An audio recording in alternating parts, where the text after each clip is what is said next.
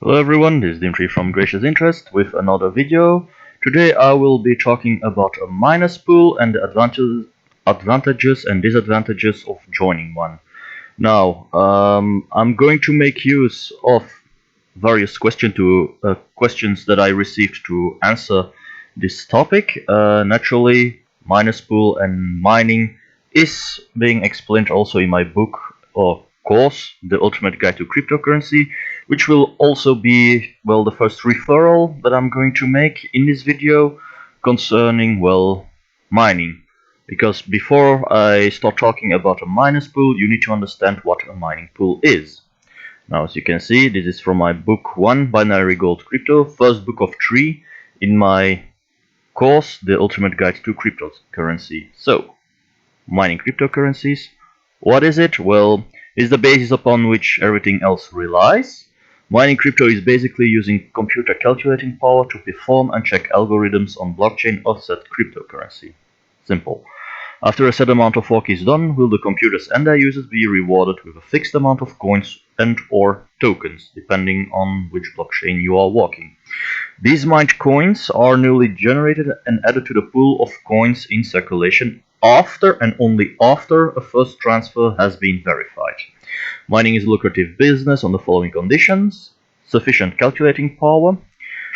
Generally, it is more interesting during the initial stages of a launched currency or when joining a mining pool. More on that later. Now, mining can be lucrative, but generally demands investments into hardware specific for this cause. Now, with that I mean dedicated mining gear, like ASIC miner or GPU miners. Those are dedicated, well, central processing units or computers dedicated towards solving hashes or riddles on the blockchain and further securing it. Now, a return of investment is seldom reached on an individual basis and is generally advised to join up with others, hence creating a mining pool, in order to make some profit. Even with resources pooled, it remains a stroke of luck to effectively mine some coins or tokens. Keep this option open if you are prepared. Well, in order to understand this part, and especially this part, I'm going to open up my own private mining project I set up with Monero. As you can see, I am mining here at the moment with my own computer, and this one is of importance. This indicates how many hashes per second it is performing and my chance of finding a block and getting the rewards for Monero. Now, onward. What is a miners pool? Now, a mining pool can best be explained, as indicated in the book, as a gathering of computational power in order to mine. Now, also said it before, what is mining? This is a direct quote from the book you saw earlier. So then, what is a mining pool? When it concerns Bitcoins, like Bitcoin, the amount of power needed to mine has become rather large. A normal CPU or home computer lacks the necessary amount of hashing power or calculating power in order to successfully mine and get coins as a reward. The more nodes or miners which are present on the blockchain, the higher the demands are for hashing rate. As you can see, I've got a moderate good computer and it only pumps out at about 700 to 800 hashes per second. When we talk Bitcoin, we are easily talking in terms of 10,000 hashes a second, and for that you need dedicated mining gear. So it's a whole other order. Anyway, so in order to keep on mining Bitcoin, different people have gathered resources, dedicated miners, to form a pool of hashing power. They are accumulating all their hashing powers, connecting all their PCs in order to raise the stakes and get a higher chance to mine successfully a block and reap the rewards. Now, what are the advantages and disadvantages? Let us start with the benefits. Well, as explained in text here, the major benefit of a mining pool are the rewards. Because of pooling resources, there's a much higher chance of successfully mining a block, which implies you have a higher chance of being rewarded coins. When it concerns mining, everything boils down to chance and hash rates. As you can see here, hash rate, and this is the chance of successfully finding a block on the Monero network. Now, the higher the hash rate or the higher the hashing power, the better your chance for being rewarded. When pooling hash power together, these chances are further increased.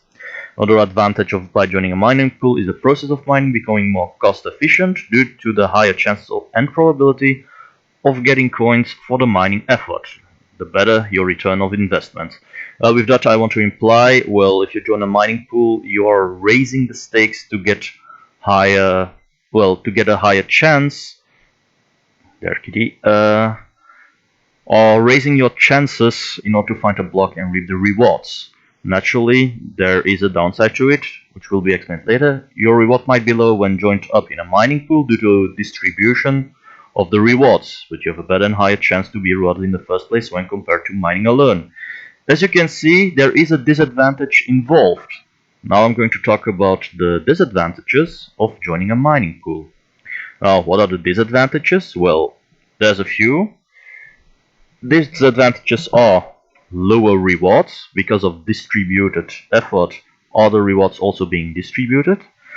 There is, well, the case of contribution fees. Generally, these are deduced already from the rewards you receive, and you are reliant on others for distributing the rewards fairly. So, mining pool admins distributing rewards, so you have less control.